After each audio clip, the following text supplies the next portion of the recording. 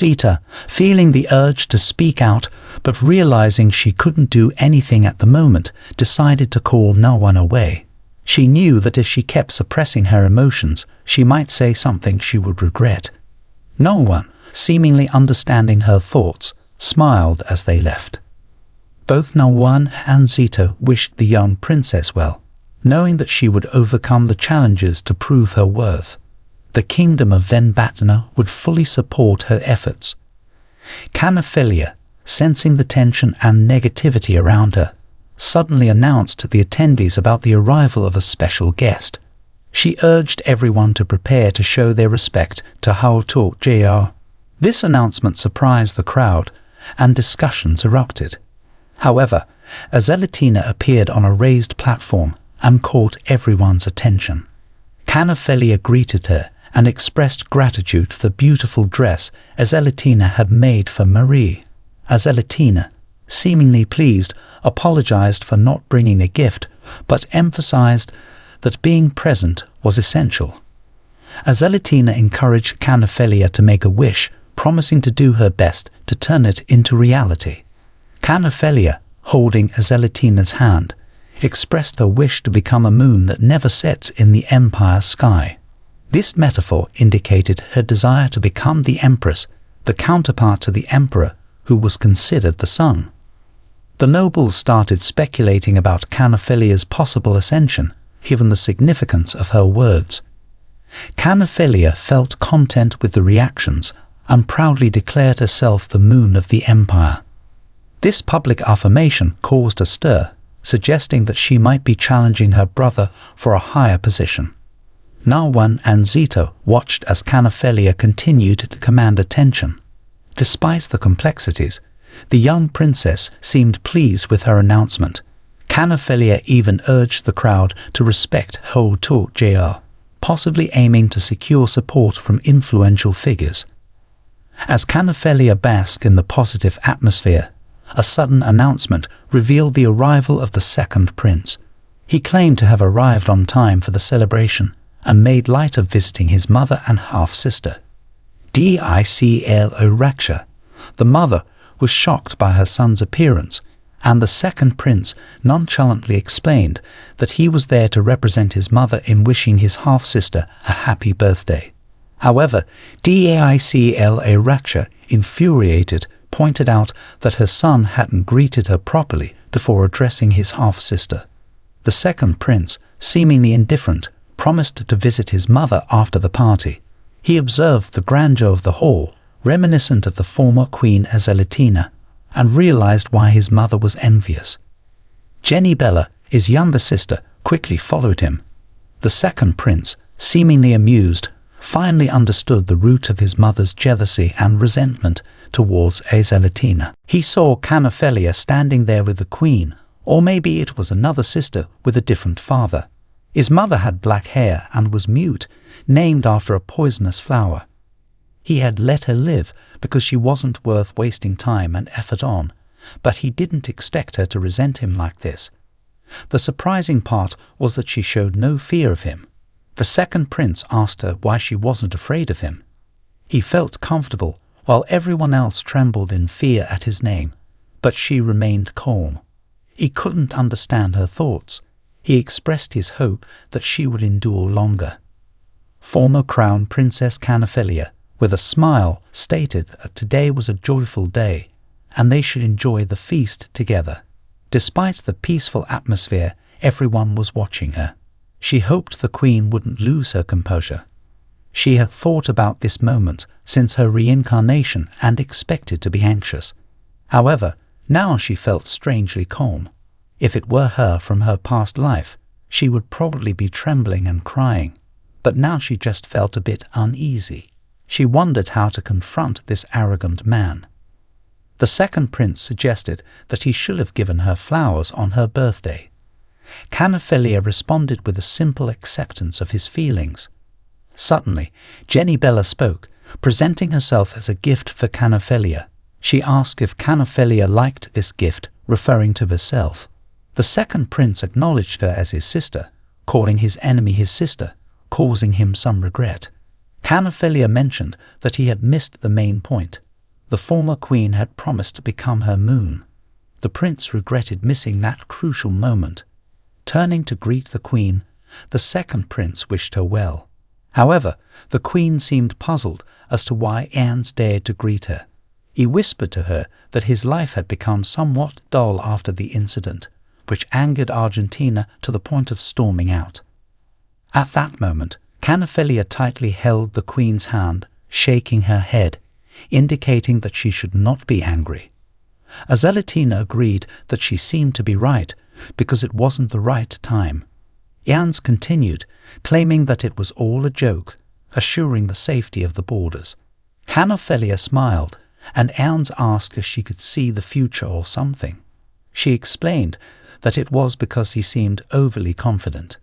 Ernst, denying any ability to see the future, expressed that life would be dull if he could. He would be forced into predetermined roles, much like attending this feast for her sake. He questioned if this was more interesting because she couldn't see the future or if she was too young to understand it. Carnephelia suggested she would like to open her eyes to the future to see if she could change it, and asked if Ernst found seeing the future boring. The governess interrupted, greeting the prince and the former queen. She expressed joy that the princess remembered her. Carnephelia felt tired as the governess continued prying. She asked what the governess brought, and she replied with a cake they had shared on Carnephelia's last birthday. The governess began reminiscing about last year's birthday, emphasizing the happiness that brought tears to Carnephelia's eyes. Despite that, she didn't forget the moment. She suggested they make a wish together before cutting the cake. Carnephelia felt grateful for the gift. As the party became lively, ceremonial proceedings for the empire's son were starting. The governess also became alarmed upon realizing that the emperor was present. Carnephelia smiled, allowing everything to unfold naturally. The emperor became aware of the ceremonial greetings, and everyone was surprised to see him at the party, especially alongside the current and former queens. Dical, accompanied by the emperor, approached, expressing his kindness for attending Carnephelia's birthday celebration. The three brothers quickly paid their respects to the emperor, the son of the empire. Carnephelia felt honored by the emperor's presence and claimed she was grateful for his attendance. Surprisingly, the governess noticed that Carnephelia showed no fear at all. Typically, one would expect her to scream or tremble, but she remained calm, which puzzled the governess. The emperor, finding the party dull, questioned why he was invited. Despite his expectation of a more serious event, he acknowledged that he had fulfilled Carnephelia's wish and advised her to keep her promise. He also commented that it wasn't surprising to see the second prince at the party, finding it interesting. He wondered about Carnephelia's future choices regarding invitations. Carnephelia assured the emperor that she would uphold her promises and expressed her gratitude for his previous visit on her 8th birthday. She appreciated the luxurious party with warm words and the presence of the empire's son. Declaring her commitment to follow the emperor's guidance, she looked forward to seeing how things would unfold. The emperor, impressed, smiled at Carnephelia. Argentina, seizing the moment, added her congratulations to Carnephelia's birthday. She commended the emperor for his appearance and expressed her admiration for the queen's beauty. Argentina then invited the emperor to have a drink. The emperor, holding a glass of wine and mouth-watering desserts, caught the attention of Jenny Bella.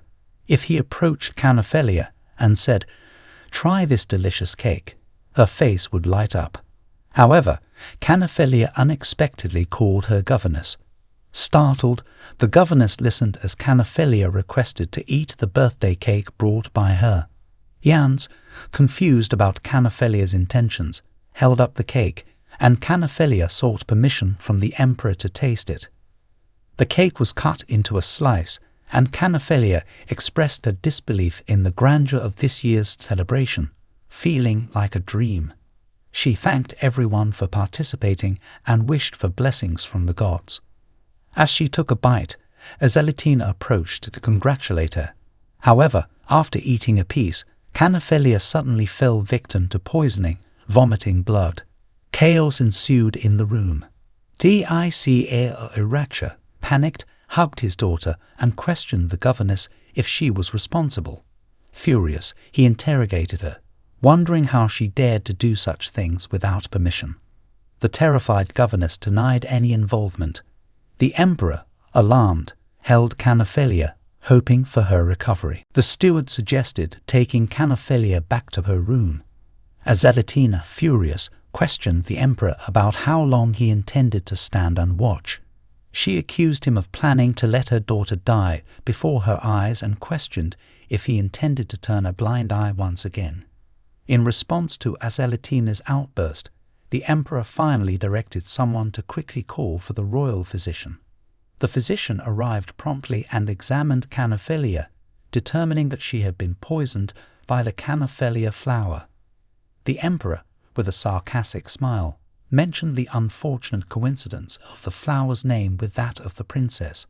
Others in the hall speculated that it might be a curse related to Carnephelia's black hair, and that she was paying for her greed. Zita, angered by these remarks, asked Nequang if he heard what they were saying.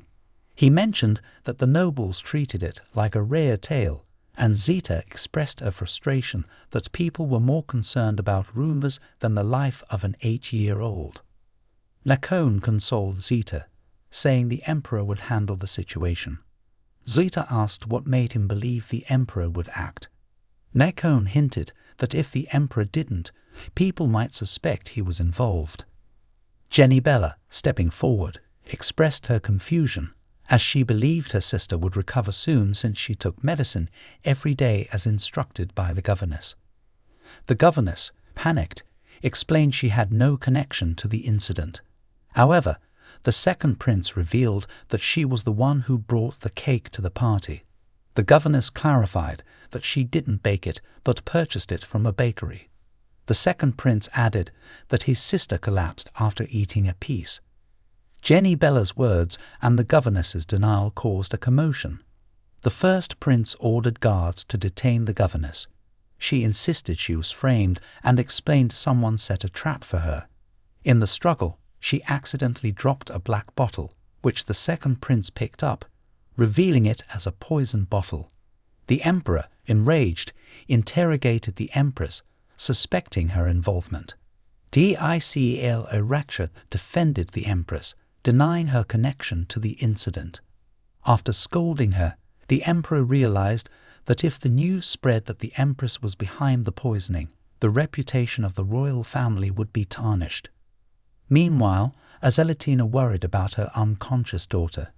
Zita entered the room and offered her services to cleanse the poison from the princess using her divine powers. Azelatina, surprised, questioned how Zita found her way into the palace. Zita explained her desire to serve and utilize her abilities to purify the poison within the princess. Helis felt that this room was excessively white, giving her the sensation of being in a mental institution. Earlier, Carnephelia had instructed her that when the emperor arrived at the banquet, she wanted Helis to be at her residence and then use fire to burn the place down. For her, it would be the greatest birthday gift ever. Helis, taking advantage of the chaos caused by the fire, escaped the palace while 2 soldiers rushed to fetch water to extinguish the flames.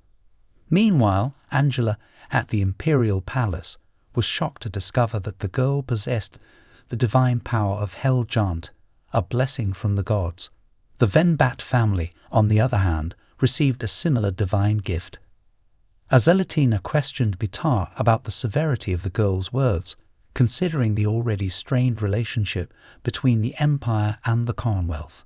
Gitar believed that the most crucial thing now was to save the princess. Angela asked Azelatina how she felt, and after a moment of silence, she reluctantly agreed.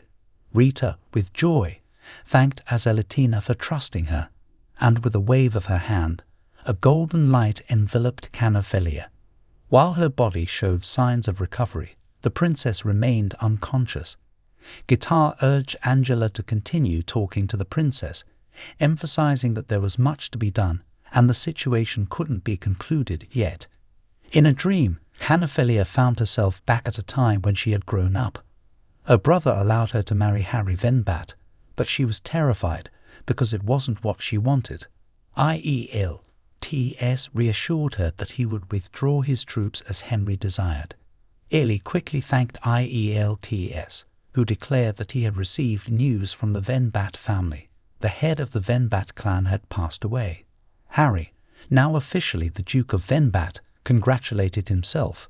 Carnephelia, shocked, heard her brother say that she should be happy because she had become the wife of the Duke. Despite her sorrow, Carnephelia knew that her apologies were insufficient before these tragedies unfolded. Harry would be confined within the Venbat family estate for a year, prohibited from leaving to oversee the Commonwealth. During this time, the responsibility for the Commonwealth would fall to the second princess. Additionally, to show Harry's loyalty to the Empire, he must gather financial reports over the next decade. The imperial edict also commanded the Duke to lead troops to exterminate any threats approaching the Healthdante Empire. The Venbat Commonwealth was directed to provide funds to aid the famine-stricken people of Healthdante. Another decree ordered the Duke to send a foreign delegation to establish trade agreements with neighboring countries. Carnephelia read the royal orders with increasing anger, making her tremble with fury. She shouted, demanding that they release her husband. Engia, thinking she was mocking him, smiled, and Carnephelia pleaded with him, promising to do whatever he wanted if he freed her husband. Engia, amused, stated that seeing her cry shattered his heart and warned of consequences if she used her powers to cause him heartache.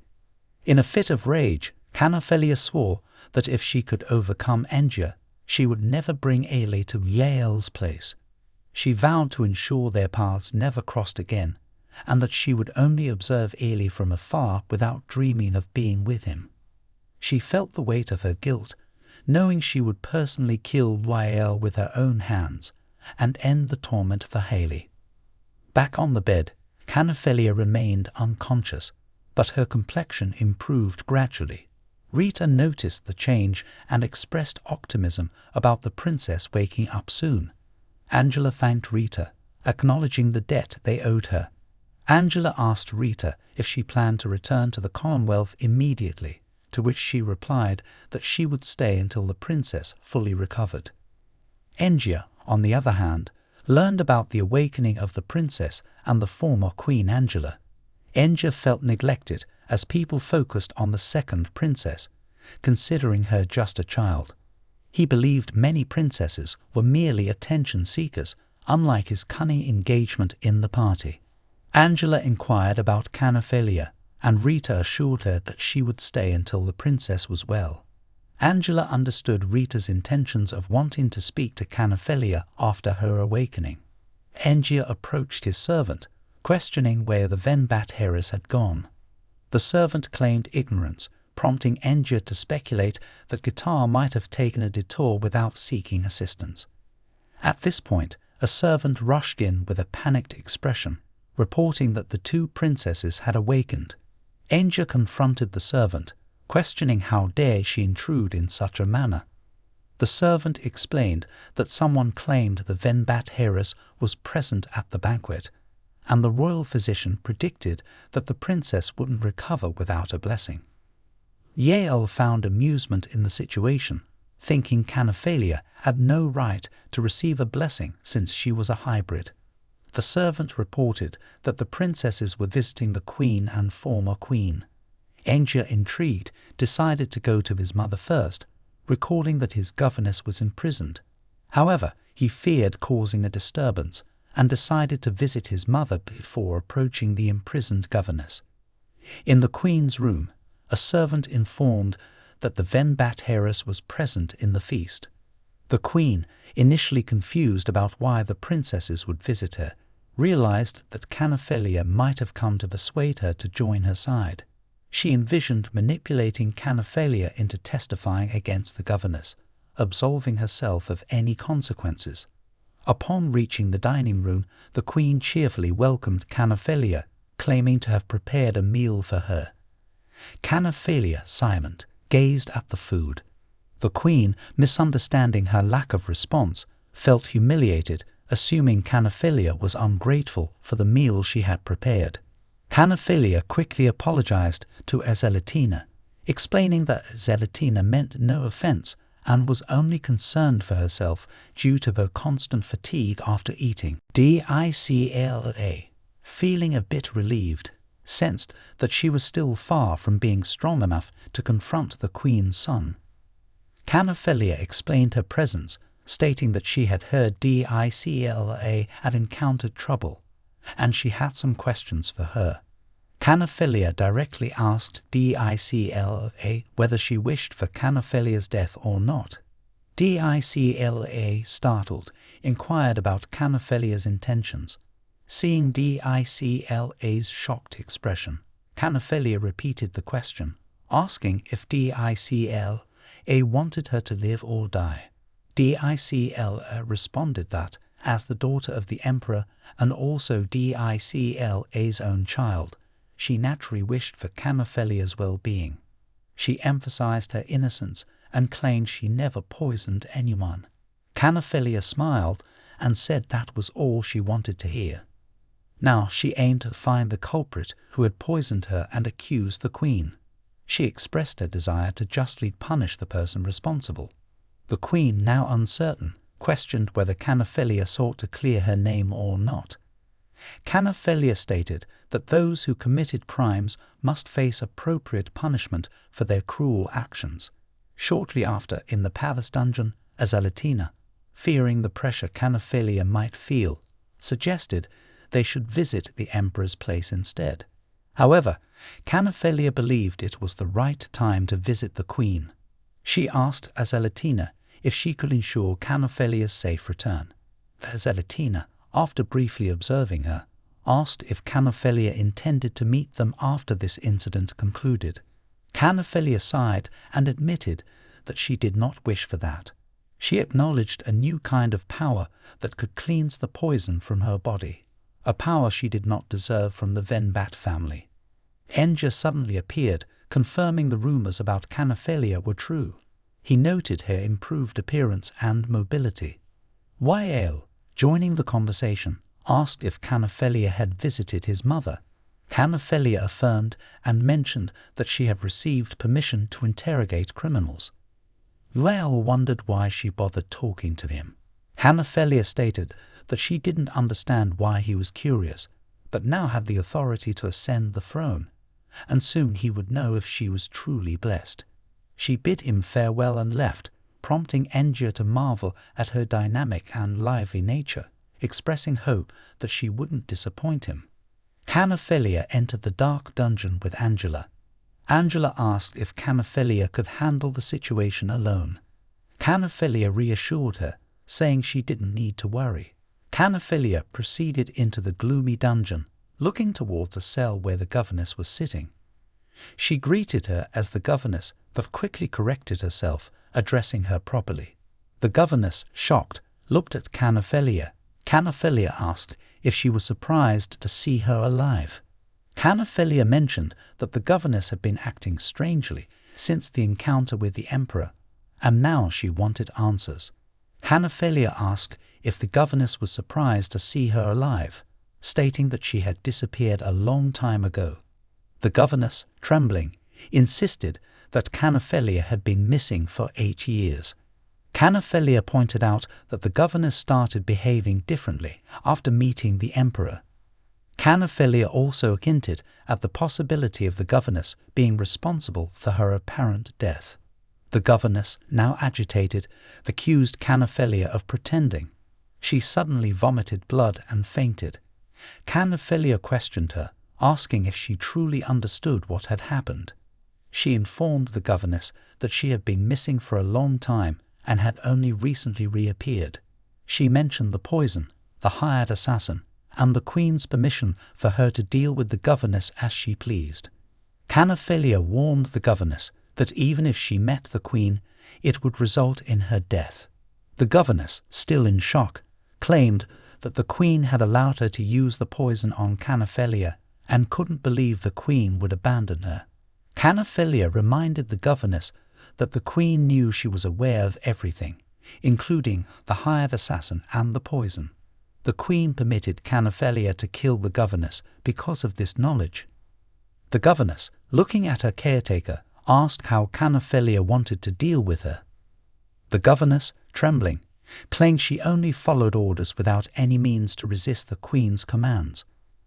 Carnephelia, gazing at her, asked if she truly understood what had happened.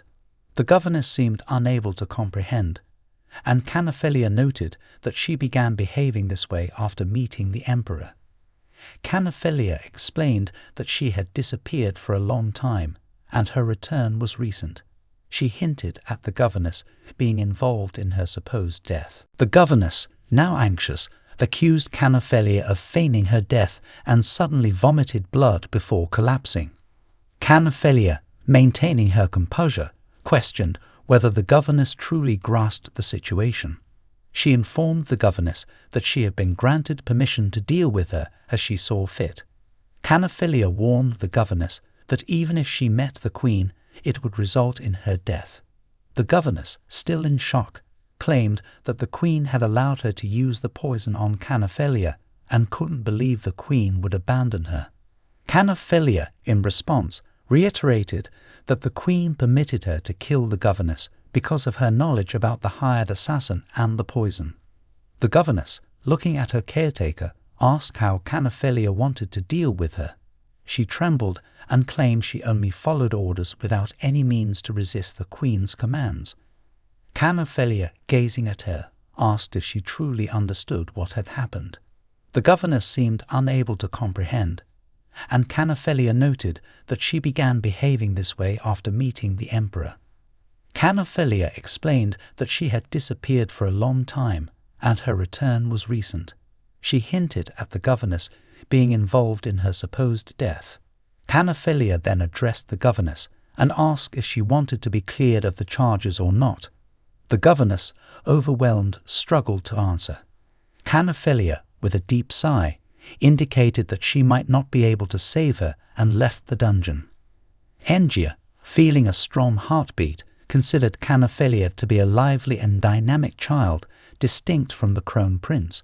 He expressed hope that she wouldn't disappoint him.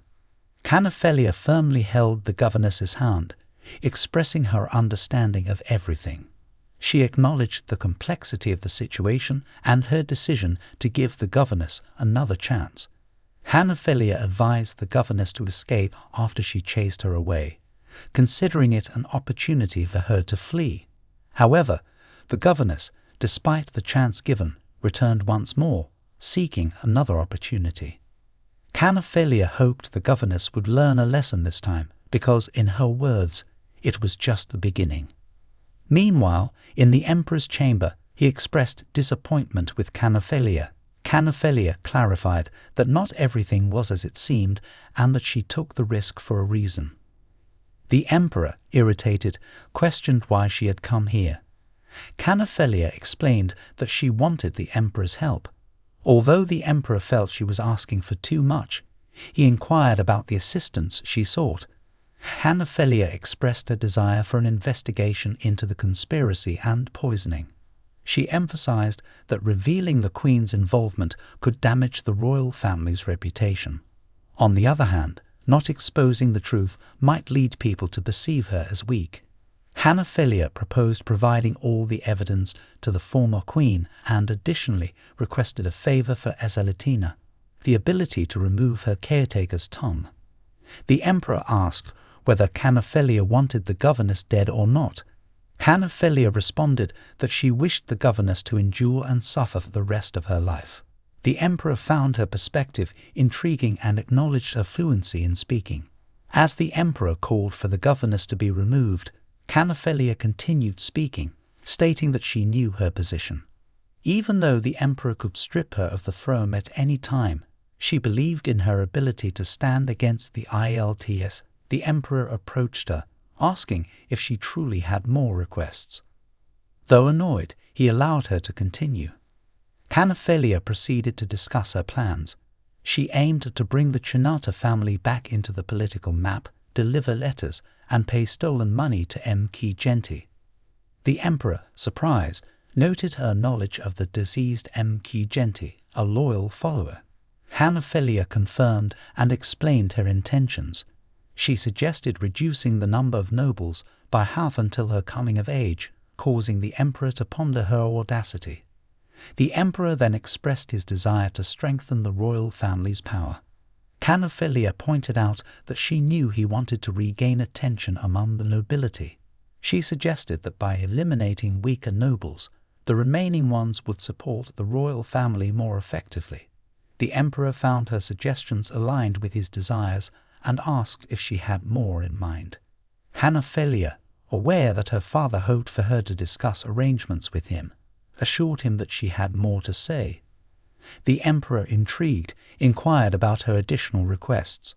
Carnephelia, maintaining her calm demeanor, spoke of her plans to initiate an investigation to ensure the queen was not accused, securing her reputation.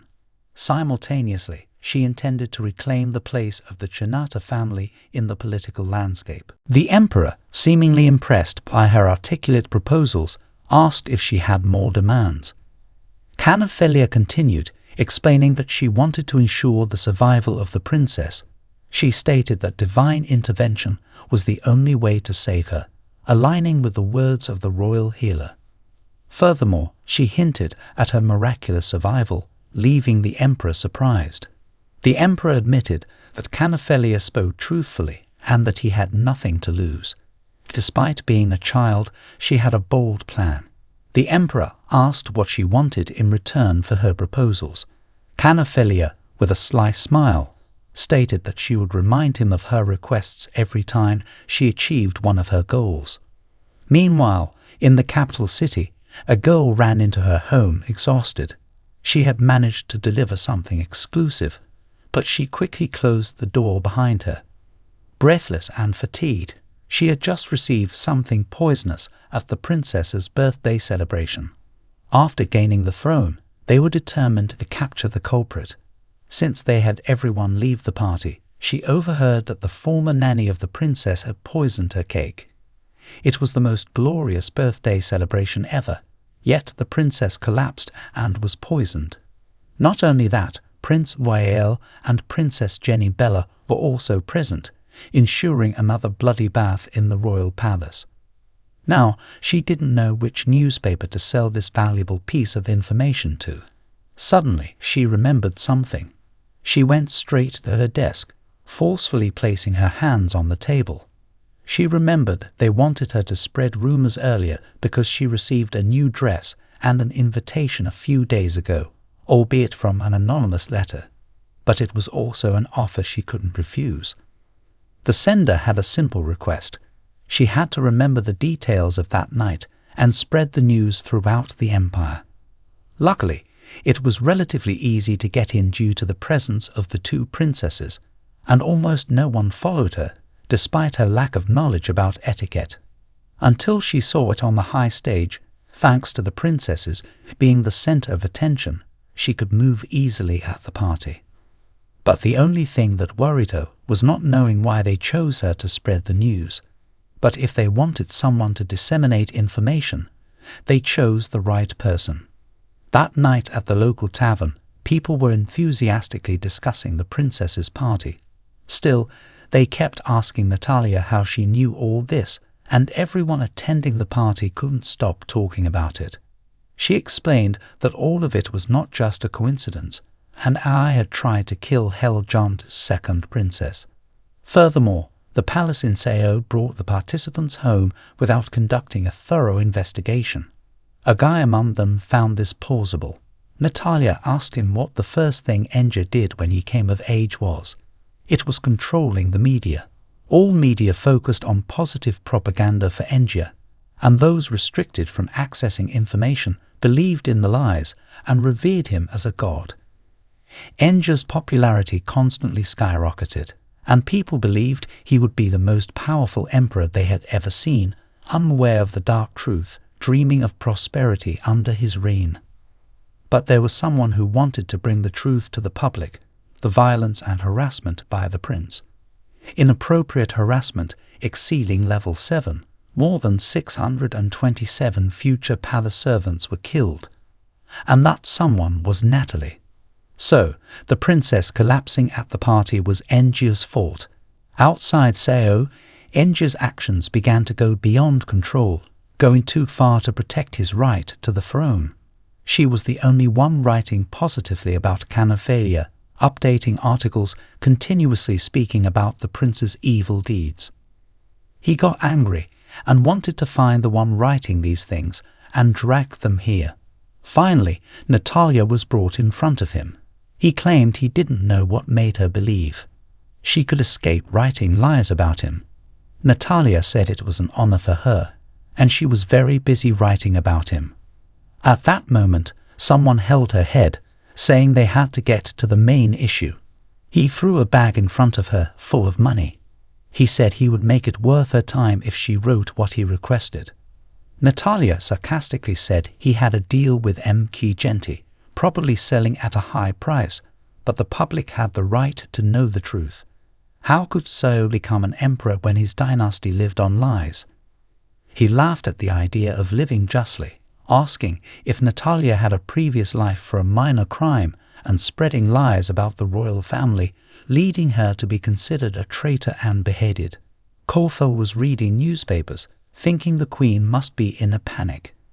Angela also believed many princes must be busy hiding the details, that it spread widely, bringing endless joy to her. She knew the queen was quite pleased with the current situation, and she had been depressed for years.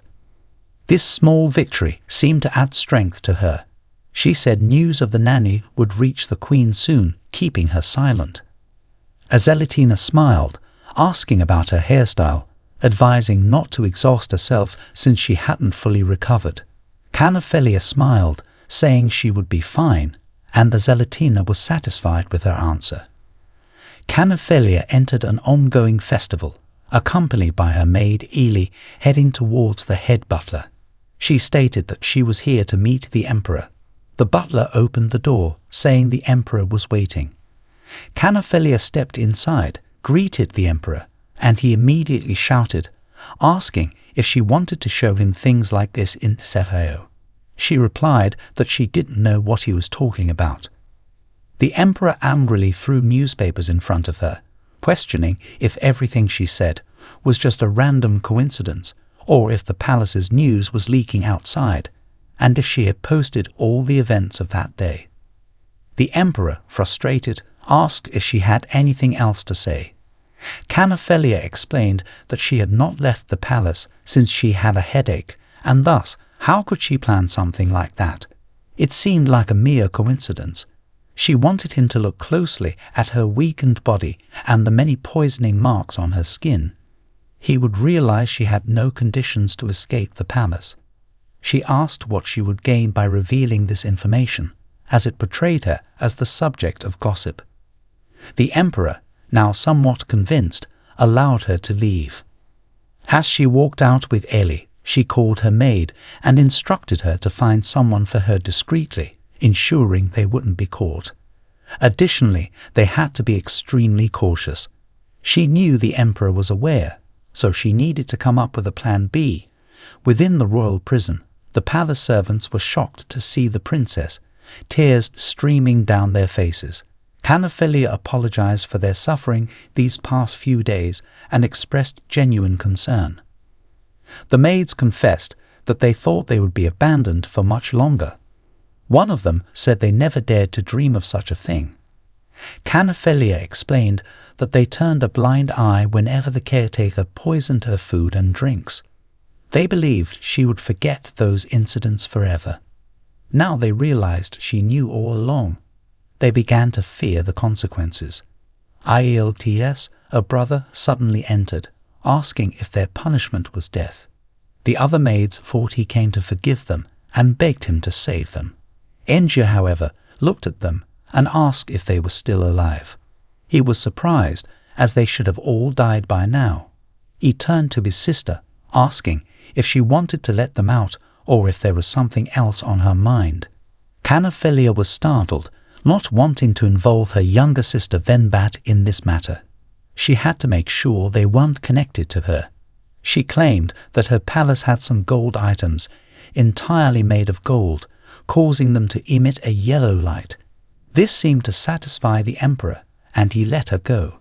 Carnephelia left with Helis, but as they walked, she called her maid and told her that she needed her to find someone for her, emphasizing the need for secrecy and careful movement.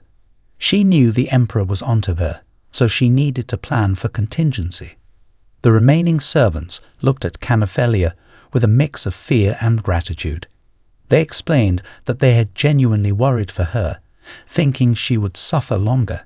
Carnephelia apologized for their suffering, even though she didn't feel happy about it, as it proved that the princess had fully recovered.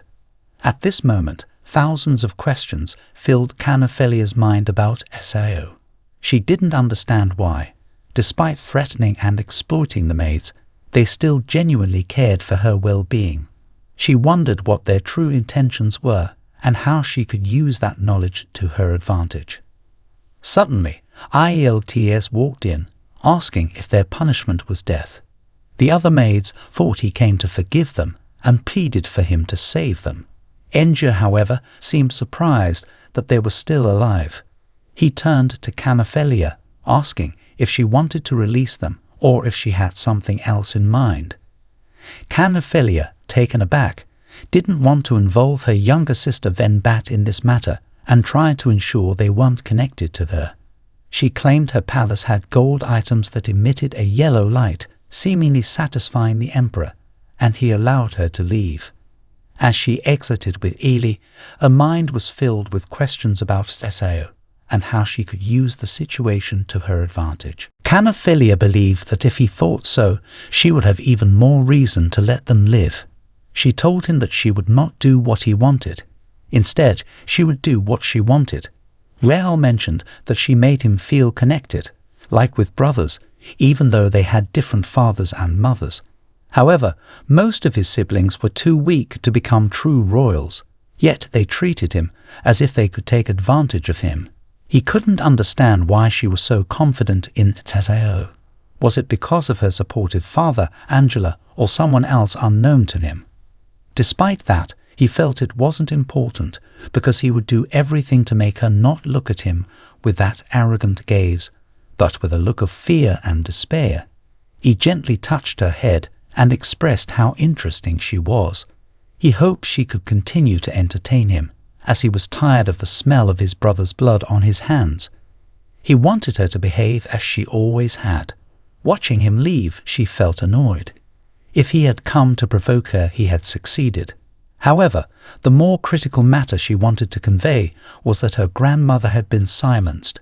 She needed to inform her servants. She explained that her grandmother's last words insisted that she wasn't behind the poisoning incident. It was strange since their family rarely received guests, and if it wasn't her grandmother, then it could be an A. A servant reassured Carnephelia that they were there just to observe, and followed her grandmother's orders. Unexpectedly, the group quickly admitted guilt, claiming they were afraid, but not of her. Carnephelia realized this might be the reason the person met her in the dungeon. She was furious at the insult from that wretch in Sao, wondering why he dared to disrespect her like that. However, she speculated that there must be a reason for his actions. She ordered the soldiers to release them, not wanting the heir among them to die. Both the emperor and the queen wanted her to find the true culprit, so those with guilt should face punishment. The group seemed confused, asking what she wanted them to do. Carnephelia explained that she heard they knew who the real culprit was, an AI. She wanted these people to go to the queen and reveal the true identity of the perpetrator, providing evidence to prove the former empress's innocence. She called her servant Chua and asked if she believed they would be grateful for what she had done. Chua replied affirmatively, stating that, as the second prince had turned his back on them, Carnephelia saved them from execution. Chua believed they would find ways to repay her. Carnephelia understood the difference between gratitude and repaying a favor, but she hoped for both. She didn't need them to repay her. She just needed them to trust her. Shua asked about her living arrangements since her palace had been destroyed. It reminded Carnephelia that the emperor might provide her with a new palace, decorated luxuriously and spacious. However, she didn't anticipate getting a new mattress or staying warm at night. That evening, at Carnephelia's temporary residence in the royal palace, she wondered why Angela's mood in Sao was so bad. Azelatina explained that Angela hadn't fully recovered and wanted Carnephelia to rest more, given the numerous eyes watching her. Carnephelia assured she was fine and acknowledged that it was the reason for Angela's unhappy expression. Azelatina mentioned Angela would discuss where Carnephelia would stay, and they were considering a new palace for her. The new palace would be a quiet place for her to rest. Carnephelia suggested Azelatina focus on renovating her current palace sooner rather than later. Azelatina expressed her desire to be by the emperor's side now, as many nobles had recognized the prince's authority and considered them as a force to be reckoned with. Carnephelia bowed her head, eating the food on her plate. Suddenly, Azelatina's ears drew a few circles on the table, confusing Carnephelia. Azelatina called her name and complimented how delicious the lamb was that day. She also praised the soft and smooth appearance of the potatoes. Azelatina asked if Carnephelia liked cabbage and if there were any vegetables she disliked. Carnephelia found Angela's behavior perplexing as she held her hand. Angela emphasized the importance of being prepared to resist the AI threat, which meant taking care of herself through proper eating, good sleep, and a safe place. She hoped Carnephelia could look after herself and stay in a secure location. Angela observed Carnephelia closely, waiting for her reaction. Carnephelia, however, happily enjoyed her food, stating that she already knew. Angela encouraged her to eat quickly and asked if she wanted to try something else, expressing joy that she liked the dishes. This made Carnephelia feel like she had returned to being a child, and the feeling was surprisingly comforting. She didn't mind it at all. Azelatina left the dining table and instructed Carnephelia to rest. The door slammed shut behind her. Alone in the room, Carnephelia suddenly noticed Eli's presence. She greeted Eli, and they exchanged pleasantries, acknowledging that it had been a long time since they last met, particularly since Carnephelia's birthday party. However, Carnephelia became confused when she saw Eli's apologetic expression. Eli knelt in front of Carnephelia, taking her hand, expressing concern, and apologizing for worrying about her. Carnephelia sensed this, judging by Eli's facial expressions, and she couldn't recall Eli's hand being warm like this before. She wasn't sure if it was due to the first meal she enjoyed since returning to the past or the lingering warmth from Angela's nobility. If not, perhaps she was mistaken. Eli apologized again, and Carnephelia reassured her, apologizing for not intending to reveal her entire plan to any eye. She was determined to ensure that no one would die because of her this time. Carnephelia apologized to Eli for the first time, assuring her that she was truly fine. Eli nodded, indicating her understanding. Meanwhile, in the emperor's palace, the queen suggested that the princess stay in the Ruby Palace. Angela wondered why, out of all the palaces in Sao, they chose that one. The Ruby Palace was decorated with red gemstones and was given to the queen when she became empress. Decila wanted to prove to the world that she wasn't behind the canyon for poisoning and show some concern for the princess while keeping an eye on her. The emperor questioned this choice, as it seemed more suitable for Inja than Angela. Angela accepted the suggestion, mentioning that her relationship with the second princess was better than with Engia. The emperor insisted on Enja's role as the moon princess and wanted Angela to consider Enja's feelings. Angela agreed with the condition that Engia wasn't sent to the Ruby Palace. Azelatina pointed out that she wanted the princess closer to the royal palace for safety. Angela proposed another option, suggesting they ask Sao's opinion. The emperor frowned upon hearing about the White Palace. Zelatina explained that she wanted the princess closer to the royal palace to avoid potential threats and make the White Palace the safest option. She asked if the princess agreed to stay in the White Palace. Carnephelia didn't refuse any proposal from the empress and expressed her readiness.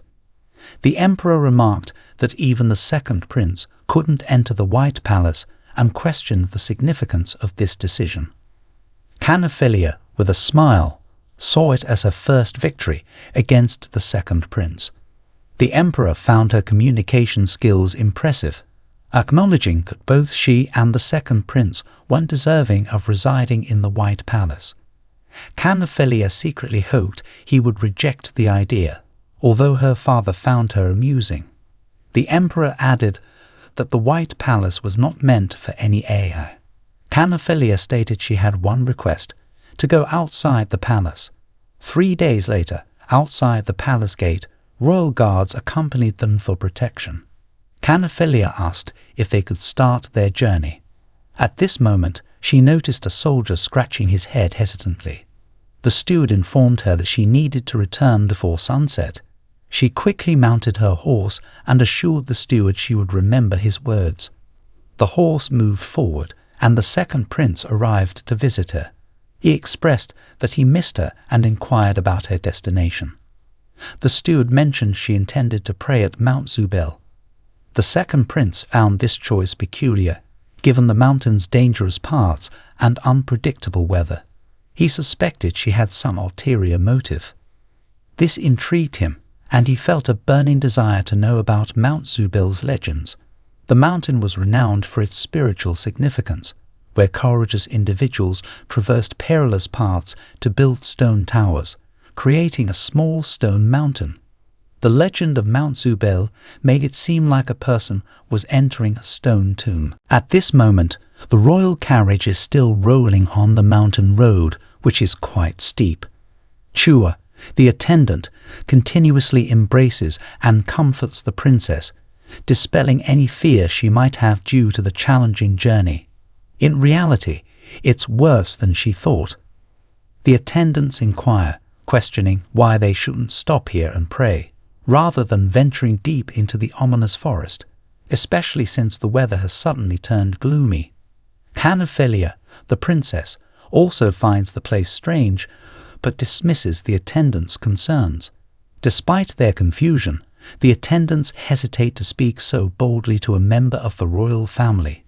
Chua, fulfilling her duty to care for the princess, suggests that if they don't want to climb the mountain, they could stop here and wait for the princess to return. Another attendant disagrees, stating that it's not what they want to say. Chua wishes she could be as assertive, but emphasizes a strict command to accompany the second princess from the queen. Despite the queen's belief that the princess wouldn't fear them, Carnephelia suddenly recalls her own little princess, who was glued to the window since they boarded the carriage. However, the darkness prevented her from seeing anything. Carnephelia dismounts from her horse and tells the attendants that she understands the difficulty of the journey. She leads the group deeper into the mountains, picks up a stone, and Chua questions if they came here to build a stone tower. Carnephelia confirms and refuses to bring more stones, saying that it's enough.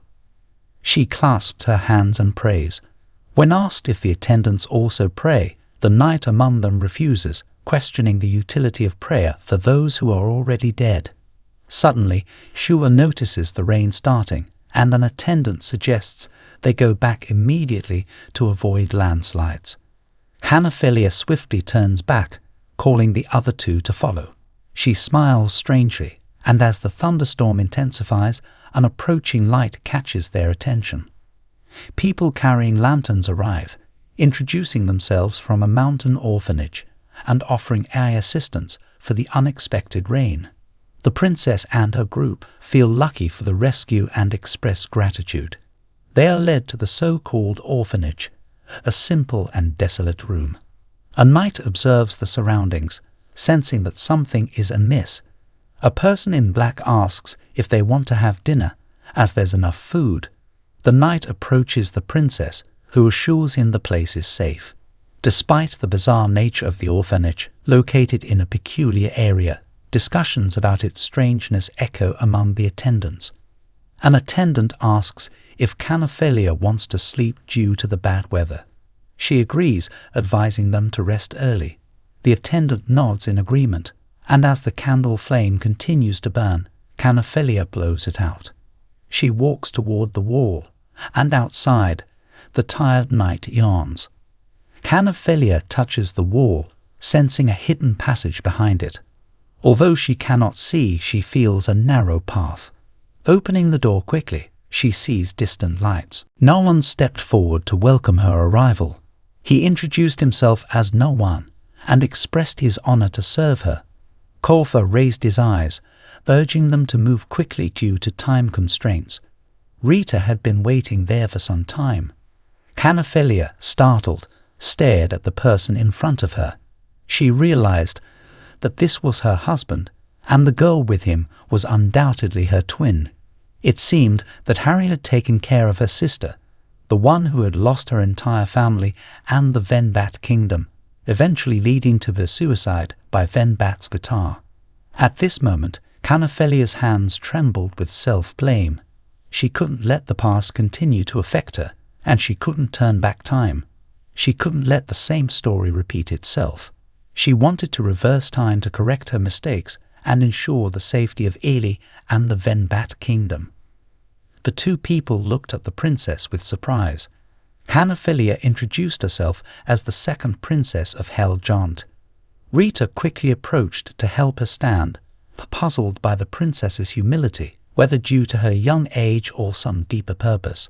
Rita invited Carnephelia to sit down, expressing concern about the thin clothes of the princess and inquiring about her well-being and rest. Despite the kindness and warmth she felt from Rita, Carnephelia believed that this only made everything more complicated. Carnephelia, sitting opposite the two, expressed her surprise that they wanted to meet her. Rita, equally surprised by the impatience of the princess, assumed it was because she was the only one who could confront multiple princes.